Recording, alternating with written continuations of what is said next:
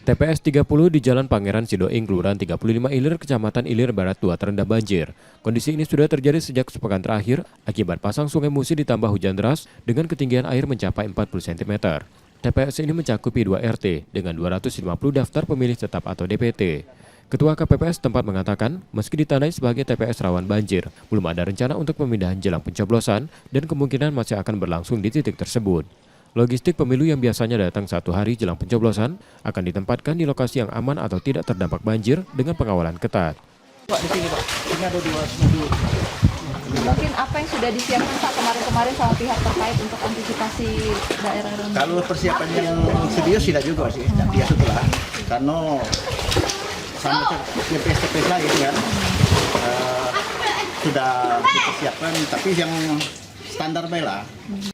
Warga juga mengkhawatirkan debit air kembali naik bersamaan dengan curah hujan yang masih tinggi karena menghambat akses warga menuju TPS. Reski Oktora, Muklas Diferensial, Kompas TV, Palembang, Sumatera Selatan.